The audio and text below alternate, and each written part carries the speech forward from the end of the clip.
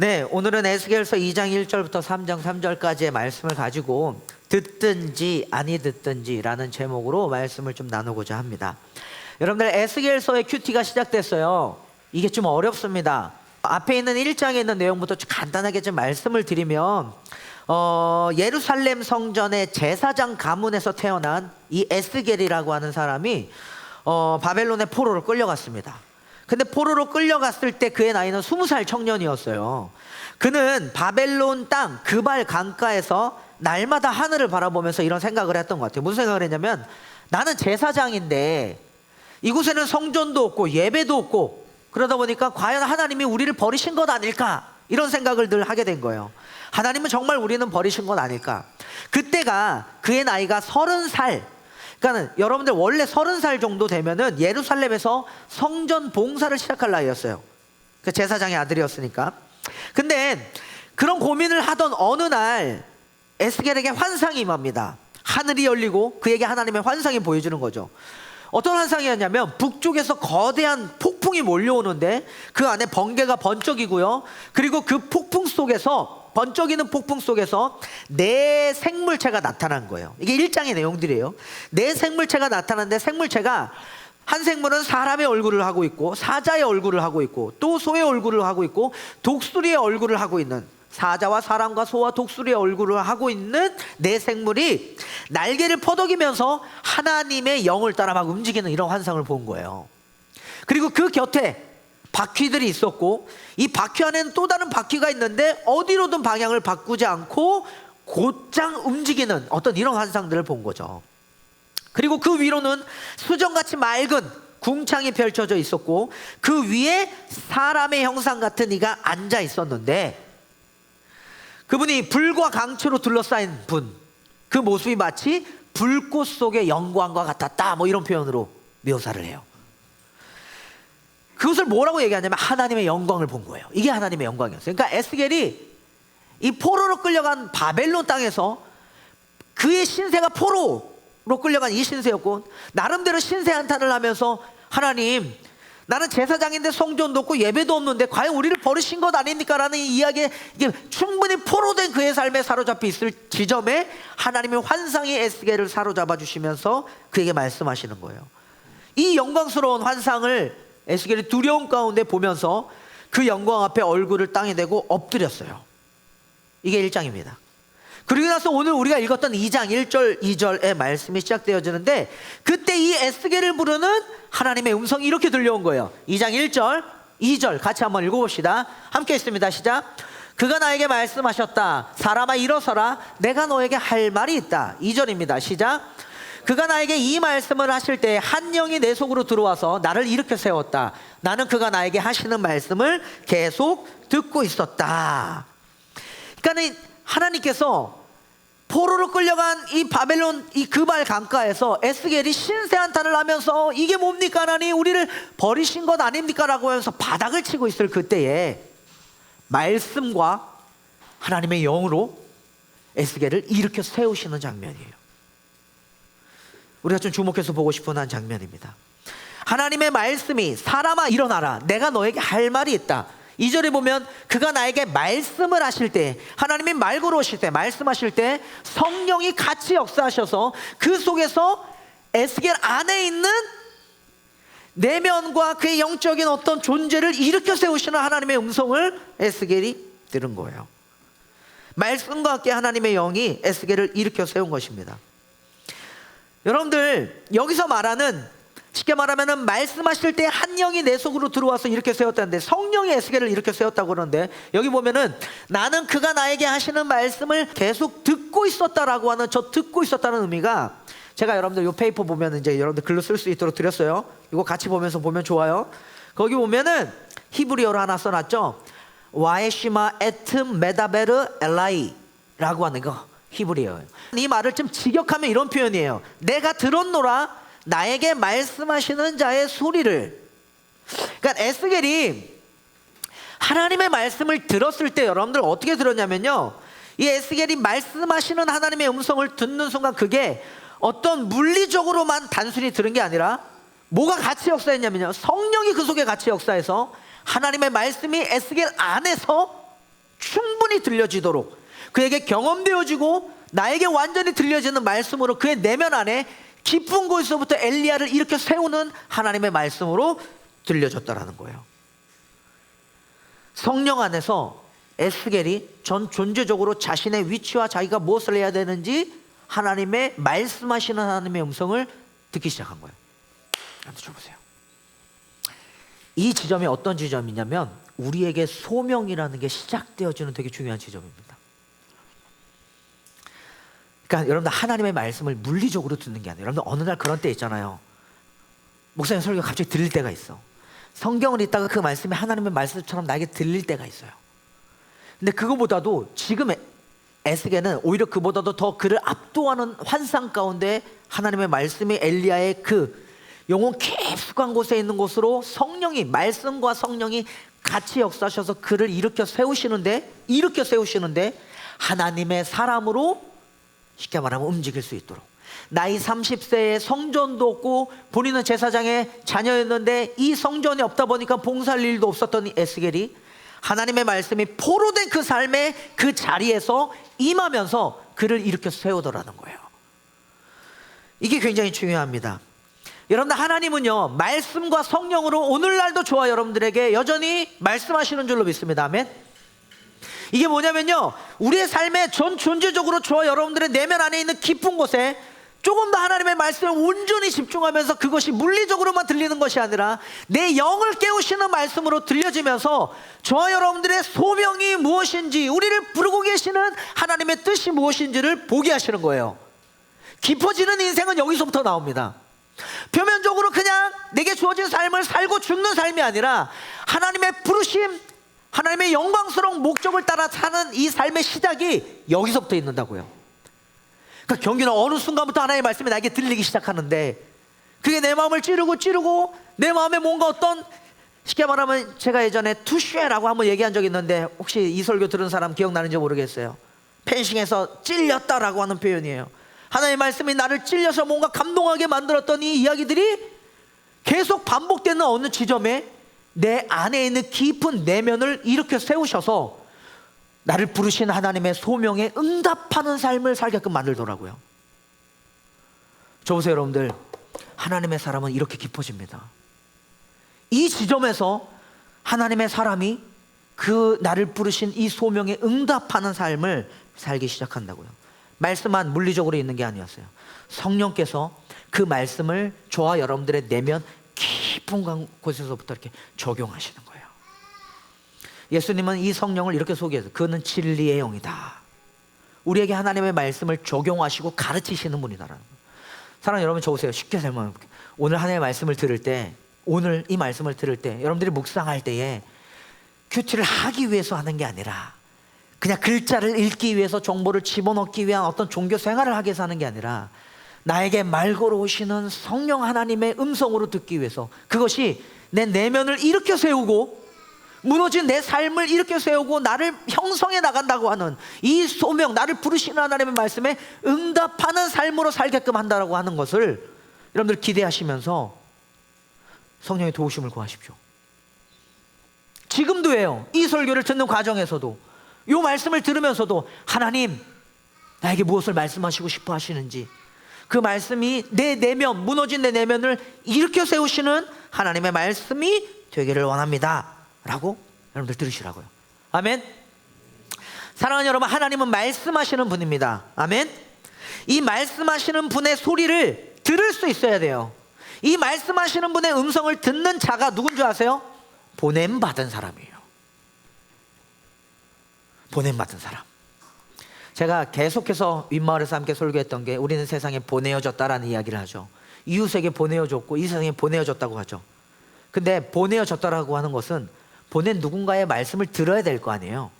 구약에 나오는 선지자들은 다 이런 사람들이었어요. 자기가 하나님의 예언의 말씀을 들었다고 착각해갖고 쉽게 말하면 예언하는 사람들은 다 거짓 선지자였고, 진짜 선지자, 참 선지자는 어떤 사람이에요? 그에게 하나님의 말씀이 임했고 임한 말씀을 전달한 사람이 참 선지자였어요. 거짓 선지자는 임하지도 않은 하나님의 말씀을 자기 생각과 자기 느낌과 자기 판단으로 화려하게 꾸며서 또는 좋게 포장해서 쉽게 말하면 속이는 이 거짓 선지자들. 이게 이렇게 구분돼요. 하나님의 말씀이 그에게 임했느냐, 들었느냐, 그 말씀을 들었느냐, 안 들었느냐. 이게 무슨 말이냐면요, 여러분들, 우리의 삶으로 비춰보면 소명을 받았다고 하는 것은, 소명을 받은 자는 무엇보다도 말씀을 듣는 사람이라는 거예요. 우리를 부르고 계시다는 하나님의 말씀을 먼저 들은 자라는 거예요. 그러니까 여러분들 이겁니다. 듣는 자가 먼저 되어야 전하는 자가 될 수 있고요, 듣는 자가 먼저 되어야 보냄받은 자가 될 수 있다고요. 아멘. 그럼 하나님께 말씀을, 하나님의 말씀을 오늘 에스겔이 들었던 것처럼 듣는 저와 여러분들이 되길 소망합니다. 듣는 자가 되어야 보냄을 받은 자, 듣는 자가 되어야 전하는 자가 될 수 있습니다. 옆에 계신 분들께 이렇게 좀 권면할까요? 우리 듣는 사람들이 됩시다. 시작. 하나님이 당신을 부르십니다. 시작. 그럼 여러분들 보세요. 지금도 하나님은 우리를 부르고 계시는데 이 주님의 명령 앞에서 머뭇거리는 사람이 되지 않기를 소망해요. 아멘. 하나님이 저와 여러분들을 말씀으로 부르셨습니다. 그리고 성령께서 우리의 내면을 이렇게 세우시는 줄로 믿습니다. 아멘. 주일날 이곳에서 예배드리는 이 자리가, 여러분들이 큐티하고 묵상하는 자리가 말씀을 듣는 자리가 되고, 그것으로 우리의 내면이, 성령이 우리의 내면을 일으켜 세우는 자리가 되기를 바란다라는 거예요. 아멘. 그렇기 때문에 소명이라는 건 뭐냐면요, 하나님의 일하시면서부터 시작됩니다. 우리가 뭔가 어떤 의지를 가지고 먼저 시작하는 게 아니라 나의 소명은 하나님이 먼저 시작하시는 거예요. 그렇기 때문에 이 일하시면서 시작하는 하나님의 말씀을 따라 변명하지 말고 믿고 일어서는 저와 여러분들이 되길 간절히 소망해요. 아멘. 자, 그런데 오늘 보면은 이 에스겔이 하나님의 부르심을 따라 말씀과 성령 안에서 그 부르심을 계속 환상 가운데 듣고 있는 과정이에요. 근데 이런 구절이 있어요. 3절부터 7절을 같이 한번 읽어봅시다. 함께 있습니다. 3절부터 7절입니다. 자, 여호와의 말씀이 이렇게 임해요. 3절부터 7절 함께 읽을게요. 시작. 그가 나에게 말씀하셨다. 사람아, 내가 너를 이스라엘 자손에게, 곧 나에게 반역만 해온 반역 민족에게 보낸다. 그들은 그들의 조상처럼 이날까지 나에게 죄만 지었다. 얼굴이 뻔뻔하고 마음이 굳을 대로 굳어진 바로 그 자손에게 내가 너를 보낸다. 너는 그들에게 주 하나님께서 이와 같이 말씀하신다 하고 말하여라. 그들은 반역하는 족속이다. 듣든지 말든지 자기들 가운데 예언자가 있다는 것만은 알게 될 것이다. 너 사람아, 비록 내가 가시와 찔레 속에서 살고 정갈대 가운데 살고 있더라도 너는 그들을 두려워하지 말고 그들이 하는 말도 두려워하지 말아라. 그들이 하는 말을 너는 두려워하지 말고 그들의 얼굴 앞에서 너는 떨지 말아라. 그들은 반역하는 족속이다. 그들이 듣든지 말든지 오직 너는 그들에게 나의 말을 전하여라. 그들은 반역하는 족속이다. 이 3절부터 7절의 구절 중에 여러분들 요걸 한번 주목해 봤으면 좋겠어요. 어떤 구절이냐면 그들이 듣든지 말든지, 오늘 설교 제목이죠. 개역개정에는 듣든지 아니 듣든지 이렇게 표현되어 있어요. 하나님의 말씀을 그러니까 하나님의 말씀에 에스겔에게 임해서, 그리고 그 에스겔이 그 말씀을 받고 한 명령의 내용을 가만히 들여다보니 하나님의 말씀을 대언하래요. 전하래요. 말씀을 전하래요. 근데 어떻게 전하랴? 듣든지 아니 듣든지, 그들이 듣든지 말든지 그들에게 전하여라, 이런 말씀이에요. 혹시 3장 11절 한번 띄워줄 수 있어요? 3장 11절에도 이런 표현이 나옵니다. 이게 지금 계속되는 표현인데요. 같이 한번 읽어볼게요. 시작. 그리고 가서 포로로 끌려간 내 민족의 자손에게 이르러 그들에게 전하여라. 그들이 듣든지 말든지 주 하나님께서 이렇게 말씀하신다고 그들에게 말. 듣든지 아니 듣든지. 근데 여러분들 이 지점을 좀 가만히 보세요. 제가 이걸 가지고 좀 많이 실험을 했는데, 듣든지 말든지 사람들의 반응과 상관없이 전하여라 라는 건데요, 여러분들 이런 것 같아요. 사람들이 거부하든 무관심하든 조롱하든 복음은 반드시 선포되어야 합니다. 동의하십니까? 진짜로? 다시 얘기해 볼게요. 사람이 듣든지 말든지, 이거에 관심이 있든지 없든지 복음은 반드시 선포되어야 됩니다. 동의하십니까? 그렇지. 거기는 저 고개를 그래. 내가 그랬어. 근데 왜냐면 보세요. 그렇다고 한다면 여러분들 이런 거예요. 오늘날 많은 그리스도인들이 그것에 대해서 불편함을 맞아요. 그거 굉장히 무례한 거 아니야? 예를 들어서 아까 얘기했어. 이 예솔이가 환시를 따가버렸네.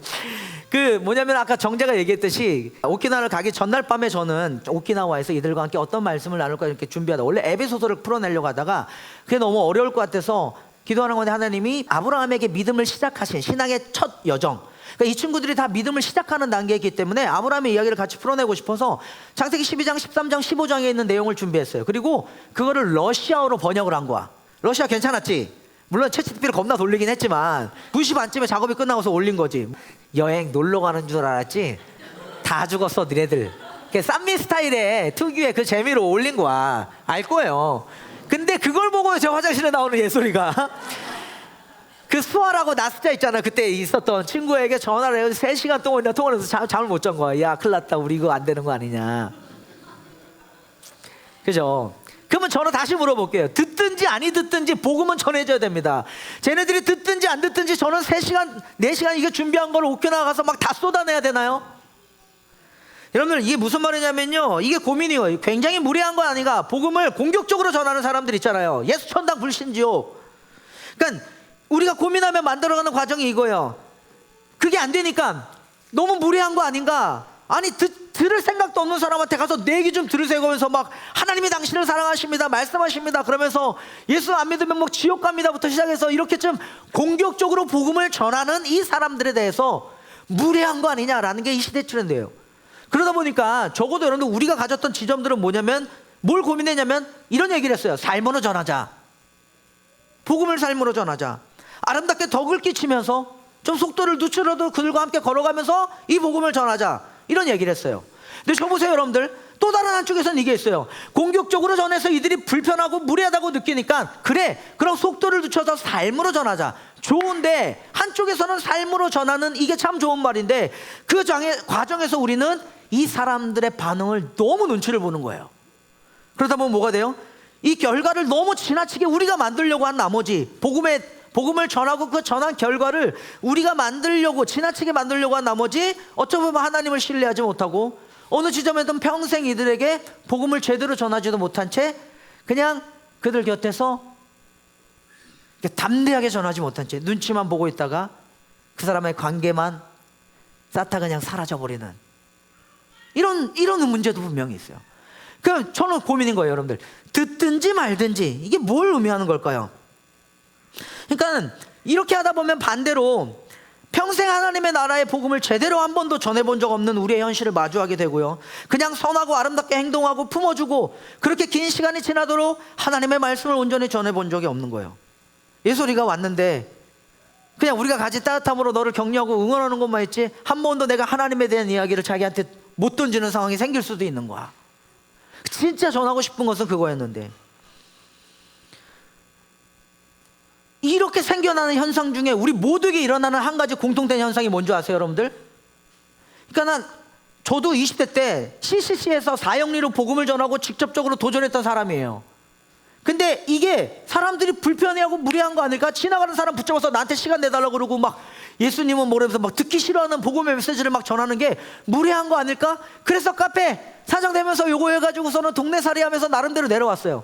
근데 그 지점에 한 몇 년 살다 보니까 한 2년쯤 지나는데 한 번도 하나님 나라의 복음을 또 온전히 전하지 못하는, 그렇게 되면 어떻게 되면 우리 안에 이렇게 생겨나는 현상 중에 누구도 하나님의 마음을 복음을 구체적으로 전하는 훈련이나 전해본 적이 없는 사람들로 우리가 가득해버리는 게 이 또 다른 이쪽 현상에서 일어나는 문제가 아닌가. 그러니까 복음을 선포하는 사람이 아무도 없어지는 게 또 다른 문제가 아닌가라고 하는 일종의 딜레마에 빠지는 거예요. 그러니까 이런 거 여러분들, 예전에 저는요 듣든지 아니 듣든지 이 말씀에 취했던 적이 있습니다. 20대 때. 아는 사람들은 많이 알 거예요. 많이 제가 얘기했던데. 그래서 20대 때 전도 여행이라고 하면서 하나님의 음성 듣기 하고 자전거를 타고 전국을 순례하면서 20살 때 전도 여행을 했어요. 한 번은 하룻밤을 이렇게 지나는데 산속을 넘어가는데 산에, 미안해 익혀나 불상이 진짜 한 10m짜리 불상이 있는 거야. 야, 이게 신학생이 또 그냥 넘어갈 수가 없는 거야. 그게 다 신학생들이었거든. 그래가지고 야, 저거 무너져야 돼, 기도하러 가자. 그리고 자전거를 다 세워놓고 그 밤에 한 8시 9시에 해지는 밤에 거기로 올라간 거야. 그래갖고 다 섰어. 조용하잖아. 그 신학생들 한 6명이 남자들끼리, 자매들은 무서워도 못 들어가겠대. 예솔아, 그럴 때가 있어. 이해해. 그럴 때가 있었어. 지금은 아니야. 그 올라가 손을 잡고 기도를 하는데 보통은 교회에서 주여 주여 주여 주여 3창을 하잖아요. 근데 우리는 3창 갖고 안 될 것 같은 거야. 이게 너무 높아서 주여 10창을 하자. 그래갖고 주여를 한 10번을 불렀어. 그랬더니 안에서 스님이 나오시는 거야. 그러면서 여기서 이러시면 안 됩니다. 우리가 어땠는 줄 알아? 웃을 일이 아니에요, 여러분들. 진짜 뛰어내려오면서 예수 믿고 천국 가세요. 그러고 막 뛰어내리고 자전거 타고 되게 의로움을 가지고 우린 내려왔다고. 이게 얼마나 무례해요. 얼마나 무례한 거야. 지금 생각해보면 넌 미친 것 같아. 왜 그랬을까? 듣든지 아니 듣든지 여러분들 이런 액션이 있어요. 근데 또 다른 반대에서는 그럼 그게 아니라 그래 나는 이 삶을 살았었고 이 내 영성을 반성하면서 아니지 복음을 삶으로 살아내야지 라고 하는 치열한 고민을 했는데 어느 순간 한쪽에 보니까 사형리라는 걸 가지고 사람들에게 담대하게 하나님의 복음을 전해야 될 타이밍을 자꾸 뒤로 미루는 내 모습을 보는 거예요. 여러분 이 시점을 보자고요. 듣든지 아니 듣든지 이 말씀에 대한 이야기들이 이거 어떻게 될까요? 우리가 반대로 모든 것을 쏟아내고 섬겨봤던 지점에서 사실 우리 신심이 잘하고 있는 내용들이기도 합니다. 예를 들어서 희범 목사님이 쉽게 말하면 청소년 사역들을 해가면서 나름대로 그 당시에 움직이는 재단들을 설립하고 움직이는 무비라고 하는 나름대로 이 단체를 이끌어가는 과정에서 어느 지점에서 희범 목사님이 사회적 활동가로서 아이들에 대한 실질적인 것들을 돕기 위해서 애썼는데 고민이 된 거예요. 나는 물어봤어요. 목사님과 하나 될 때 왜 그 단체를, 그러니까 목사님 왜 그 당시에 목사가 아니었고 대표였으니까 대표님 왜 교회를 생각하십니까? 본인 안에 이 복음을 직접적으로 전하지 못하는 이 사회적 단체가 가진 한계가 있더라고요. 하필 길냥이 애들이 여기 있어. 물론 그래서 우리는 길냥이를 시작한 거야, 얘들아. 그게 너희들에게 이렇게 너무 큰 벽이 되지 않도록. 그래서 결국 희봉 목사님도 교회를 고민했어요. 그리고 이 지점에서 이 두 영역을 우리가 동시에 다루고 있지만 어떻게 보면은 복음을 전하고 그것을 살아내는 공동체, 하나님 나라를 세우고 싶은데 복음을 직접적으로 전하지 못하는 이 단체가 가진 한계가 있었기 때문에 교회를 고민했었고, 그래서 시내가 시문교회 안에서 여전히 교회 밖에 이 사역과 교회 안에 우리의 사역을 만들어가는 것 같아요. 어떤 의미에서는 길냥이는 그런 곳입니다. 그러니까 여러분들 오늘 본문의 이 구절이 저를 굉장히 씨름하게 만들었는데요. 듣든지 아니 듣든지, 와 이거 어떻게 하라는 건가? 이거 무례히 전하라는 거예요? 이거 어떻게 하라는 거예요? 근데 여러분들 이 구절은요 이렇게 설명할 수 있어요. 이 구절은 뭐냐면요, 선지자의 본질적인 태도와 자세를 말하는 거예요. 그러니까 듣든지 아니 듣든지가 무례함으로 전해라 뭐 이런 말이 아니라 사명자의 내면적인 태도와 중심에 관한 말씀으로 우리가 읽어볼 수 있다고요. 예를 들어서 2장 7절에 보면요, 하나님이 이렇게 말씀하셨어요. 2장 7절 같이 한번 읽어볼까요? 시작. 그들이 듣든지 말든지 오직 너는 그들에게 나의 말을 전하여라. 그들은 반역하는 족속이다. 3장 11절도 보면요, 듣든지 아니 듣든지 그들에게 고하여라, 이런 말씀들이 여기 있는데 이 명령이 뭐냐면요, 상대의 반응에, 사람들의 반응에 말씀을 전하는 너희들의 내면이 흔들리지 말아라 뭐 이런 말이지, 이 듣든지 말든지가 상대를 무시하고 거칠게 밀어붙이면서 무례함으로 전도해라 이런 말을 하는 건 아니라고요. 그렇게 이해하면 좋을 것 같아요. 그러니까 듣든지 아니 듣든지 말든지는 어떤 의미냐면요, 사람들의 반응이 어떠하든지 너는 하나님의 말씀에 신실하여라. 사람들의 태도에 따라서 내가 가지고 있는 이 소명, 말씀을 전해야 한다는 이 사명의 부르심을, 불을 꺼뜨리지 말아라. 이런 얘기로 이해해 볼 수 있어요. 사람들의 반응. 그러니까 오늘 하나님의 에스겔을 깨우셔서 그를 세상으로 보내시잖아요. 이 세상에 보냄을 받은 이 사명자는요, 우리는 이런 사람들이에요, 여러분들. 사람들의 어떤 환영이나 칭찬을 위해서 복음을 전하는 것도 아닙니다. 그러니까 그들의 반응을 너무 의식하는 것이 아닌 거예요. 또는 사람들의 거절과 비난 때문에 이 복음을 전하는 일이 멈춰서서도 안 되는 거예요. 가장 중요한 것은요, 전하라고 말씀하시는 이 하나님의 말씀, 이 말씀이 사람들의 반응과 상관없이 하나님의 명령이라는 사실이에요. 이 지점을 좀 보자고요. 그러니까 우리는 사람들의 반응 때문에 이게 무리하게 전해질까 봐 오히려 소극적으로 멈춰 있을 수 있는데요, 무리하게 전하라는 말이 아니라 그 시선에 주눅들면서 복음을 전하는 너희들의 행동을 멈추지 말라는 거예요. 복음을 전하는 것은 하나님의 명령이라고요. 우리의 열심이기 이전에. 그러니까 우리는 말씀하시는 하나님의 부르심 앞에서 그 부르심을 신실하게 걸어가야 되는 사람들인 것입니다. 이게 말씀이 성령 안에서 우리를 깨우셔서 그 말씀을 전하는 사람으로 살게 하는 거죠. 복음을 전하는 우리의 중심에 있어야 될 게 뭔지 아세요? 하나님의 명령, 복음을 전하여라 라고 하는 이 명령에 대한 절대적인 신실함입니다. 그래서 이렇게 정리해 볼 수 있어요, 여러분들. 듣든지 아니 듣든지 말든지라는 이 말씀은 상대가 아니라 우리의 내면을 향한 하나님의 명령이 된다고요.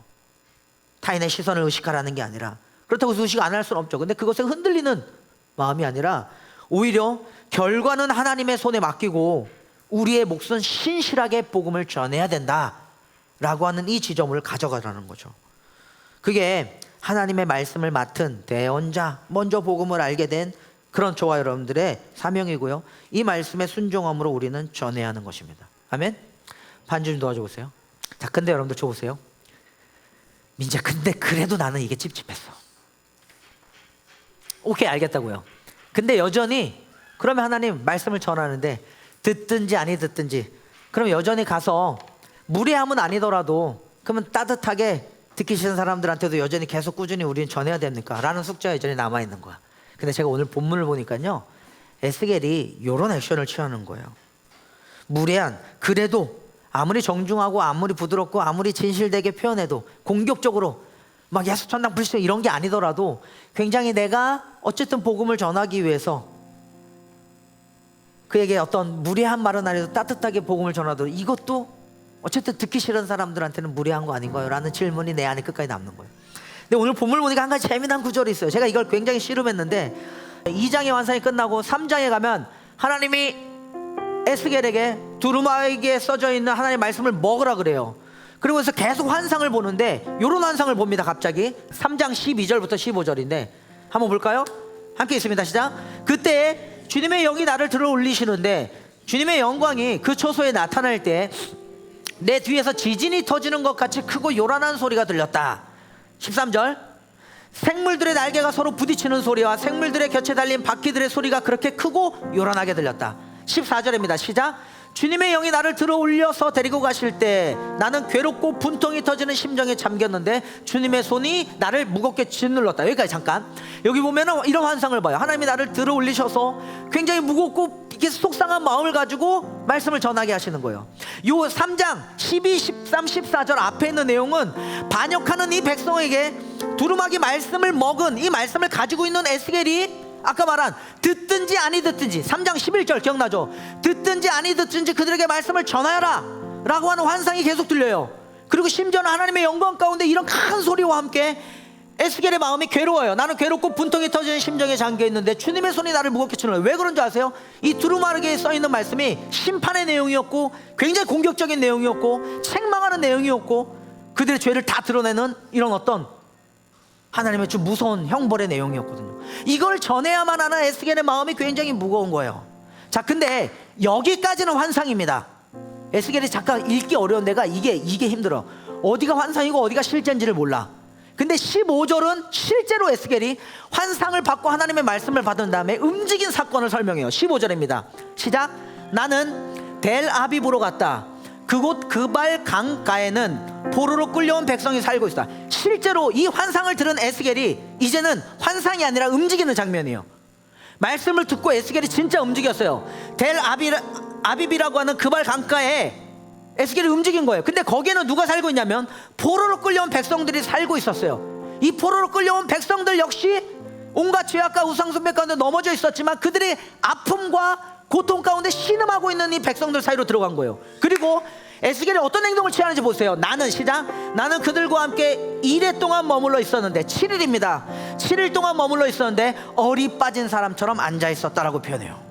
여러분 줘보세요. 이게 뭐냐면 이 지점에서 에스겔이 하나님의 말씀이 임했어요.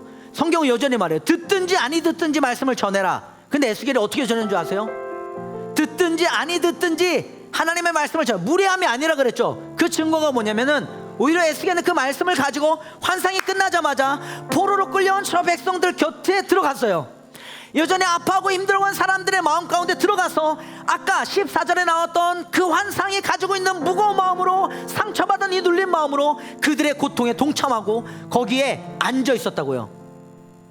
주님의 손이 나를 무겁게 짓누른 이 마음을 가지고 포로로 끌려온 백성들 사이에 함께 7일 동안 머물러 정확히 보면 얼빠진 사람들 앉아 있었다. 그들의 슬픔에 동참한 겁니다.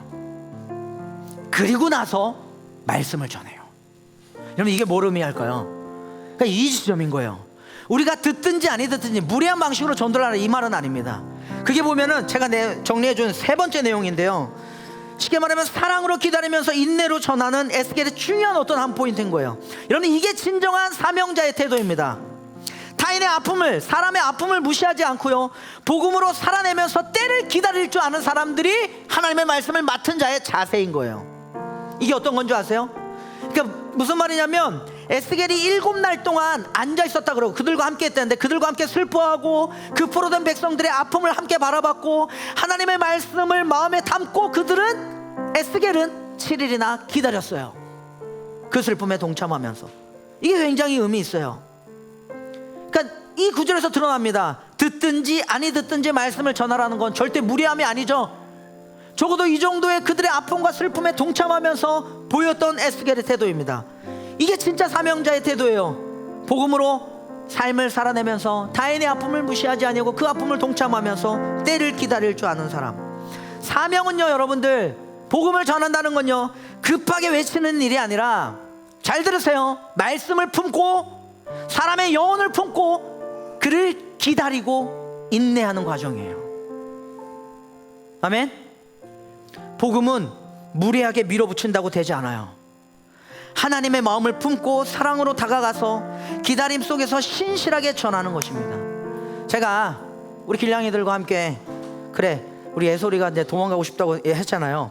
아내가 나니까 첫날 말씀을 딱 피는데 나는 들은 게 있었거든요. 애소라, 얘기해도 되나? 러시아어로 자기네들끼리 막 주고받는데 난 하나도 못 알아듣잖아요. 말씀을 피하는데 알고 봤더니 살짝 이게 부담스러운 표정도 저도 보이니까, 아이고 야 이거 어떡하지? 근데 이게 첫날 밤이었어요. 그리고 둘째 날, 셋째 날이 지나는 과정에서 이들의 마음이 열려지기 시작하는데, 이제 처음에 우리가 그동안 신실하게 사실은 2년 동안 보여줬던 사랑이기도 했어요. 그라운드 무브를 통해서 선생님들이. 그리고 길냥이 모임하자 그랬더니 이들이 교회를 세우자 그랬더니 함께 모였던 이 친구들의 모임이 있었고요. 근데 그 마음들이 있는 거야. 마지막 날 됐는데 여러분들, 얘네들이 모르겠어요. 왜 일본 여행은 왜 그런지 몰라. 약간 일본 여행 가면 편의점에 미치는 것 같아, 사람들이. 편의점 우상숭배, 그냥 뭐 거기 나오는. 야, 대박이에요. 편의점 디저트를 다 털어요 막. 근데 어쨌든 뭐 좋았습니다. 그렇게 하고 동시에 밤에 잠을 안 자요. 마지막 날이 됐는데 너무 피곤해. 근데도 새벽 5시까지 얘기한 거예요. 내가 들려온 얘기로는 정재가 딜베기를 데리고 5시까지 얘기했다며, 깊은 얘기를 나눴다며. 근데 그 얘기가, 나한테 들려온 얘기는 뭐인 줄 알아? 딜베기한테 하고 싶었던 약한 수개월 동안의 얘기를 잘 참아온 정재가 이제서야 기다림과 인내 속에서 따뜻하게 권면하면서 딜베기가 하나님 안에서 이렇게 세워지도록 기다려준 사랑인 거야. 그럼 보세요. 복음이 우리들을 세우는 방식이 이래요. 목사님, 저는요, 어떤 누군가에게는, 지금 여기 15년 20년 함께 한 사람이 있거든요. 어떤 누군가에는 7년 8년을 기다렸다가 얘기한 적이 있어요. 1, 2년은 보통 기다렸다가 그가 스스로 깨닫기를 인내하면서 같이 아파하고 신음하면서 기다렸다가 그 어느 시점에 들리도록, 그러나 그 7년의 과정 또는 1년의 과정, 수개월의 과정을 일희일비하면서 그 행동으로 버리는 게 아니라, 오늘 에스겔이 그들과 함께 품에 앉으면서 포로된 그 백성들의 아픔을 7일이라는 시간 동안 공감하면서 듣다가 그 어느 시점에 말씀을 전했던 것처럼 그가 힘있게 하나님을 바라볼 수 있도록 이 하나님의 때를 사랑과 인내로 기다리면서 하나님의 말씀을 맡은 사람들이 저와 여러분들을 섬겨간다고요. 저는 하나님의 나라가 이렇게 세워지는 것 같아요. 이게 멋있지 않아요? 그러면 여러분들, 그 기다림의 시간 동안 우리는 뭐 해야 되는 줄 아세요? 뭐 해야 될까요? 오늘 본문은 이걸 가르쳐주고 있어요. 아까 우리가 읽었던 3장 1절부터 3절까지만 읽고 우리 마칩시다. 함께 읽읍시다. 시간이 많이 갔네요. 같이 읽어볼게요. 3장 1절부터 3절 함께 읽습니다. 시작. 그가 또 나에게 말씀하셨다. 사람아, 너에게 보여주는 것을 받아 먹어라. 너는 이 두루마리를 먹고 가서 이스라엘 족속에게 알려주어라. 2절입니다. 그래서 내가 입을 벌렸더니 그가 그 두루마리를 먹여주면서 3절 나에게 말씀하셨다. 사람아, 내가 너에게 주는 이 두루마리를 먹고 너의 배를 불리며 너의 속을 그것으로 가득 채워라. 아멘. 저 보세요, 여러분들. 인내와 사랑으로 기다리는 과정에서 우리가 준비해야 될 건 이겁니다. 말씀을 먹으셔야 돼요. 하나님의 말씀을 먹고 그것으로 배를 불리고요, 그 속을, 우리의 속을 하나님의 말씀으로 가득 채우는 거예요. 거기에 사랑이 있고 인내가 있고 기다림이 있을 뿐만 아니라 때가 되면 하나님의 말씀으로 그를 일으켜 세울 수 있는 진리의 힘이 있습니다. 진리 없는 사랑은요, 반쪽짜리예요. 사랑 없는 진리도 우리를 망하게 합니다. 성경은 진리와 함께 사랑하라고 이야기해요. 사랑하는 여러분, 하나님이 우리를 이 세상으로 보내시는데요, 여러분들의 가정과 여러분들의 삶의 자리로 우리를 보내시는데요, 뭐예요? 말씀을 배불리 먹고 그 말씀으로 풍성히 채우면서 사랑과 인내로 기다리는 과정 속에, 아까 말했듯이 무례함은 절대 아닙니다. 그러나 사람의 환경과 상황에 상관없이 그 결과는 하나님께 맡겨드리고 신실하게 말씀을 맡은 자로서 그분의 말씀을 충성을 다하는 게 저와 여러분들의 삶이지 않을까 싶습니다. 정리하면 이래요, 여러분들. 오늘날 사람들은 무례한 기독교에 지쳤습니다. 그러나 그거 아세요? 그들은 여전히 하나님의 말씀을 듣고 싶어 합니다. 그들은 여전히 복음이 필요해요. 예수 그리스도의 복음은 여전히 세상을 살릴 생명의 소식이 됩니다. 아멘. 오늘 우리에게 필요한 게 뭔지 아세요? 말씀 앞에서 머뭇거리지 않고 일어설 용기가 필요합니다. 아멘. 사람들의 반응에 흔들리지 않을 신실함이 필요해요. 나에게 신실하셨던 하나님처럼 그 말씀을 신실하게 전할 수 있는 은혜가 필요합니다. 그리고 아까도 말했지만 복음을 품고 때로는 수개월 또는 수년을 인내하며 수십 년을 함께하면서 기다릴 줄 아는 사랑이 저와 여러분들 안에 있어야 될 줄로 믿습니다. 아멘. 듣든지 아니 듣든지, 이 말씀은요, 상대가 아니라 우리의 태도에 관한 명령입니다. 하나님은 말씀으로 우리를 부르시고요, 성령은 그 말씀과 함께 우리를 일으켜 세우시는 줄로 믿습니다. 그리고 이 세상 가운데 포로된 그 백성에게 갔던 에스겔처럼 이 세상 가운데 포로로 끌려간 아픔 가운데 있는 그들에게로 그 아픔의 한가운데로 저와 여러분들을 보내시는 줄로 믿어요. 아멘. 그 부르심 앞에 여러분들 우리 이렇게 응답했으면 좋겠어요. 따라해 봅시다. 주님, 크게, 주님, 제가 듣는 사람이 되겠습니다. 제가 듣고 일어서겠습니다. 주님, 제가 신실하게 살아내겠습니다. 주님, 제가 해보세요. 제가 진리와 함께 사랑하겠습니다. 아멘. 하나님의 역사가 저와 여러분들을 이제 부르시기 시작할 텐데요, 여러분들 이 말씀과 함께 우리를 부르시는 하나님 앞에 깨어나십시오. 그리고 세상으로 나아가서 어떤 위치에 있든지 그 위치에서 이 복음을 담대히 삶으로, 사랑과 인내와 기다림으로 그와 함께하면서 그들의 아픔에 동참하면서 그들에게 하나님의 나라를 전할 수 있는 이 귀한 하나님의 말씀이 여러분 안에 성령과 함께 일으켜 세워지기를 간절히 축복합니다. 옆에 사람 손 한번 잡으면서 격려하세요. 하나님이 우리를 이 세상으로 보내셨습니다. 시작. 찬양팀 나와주시고요.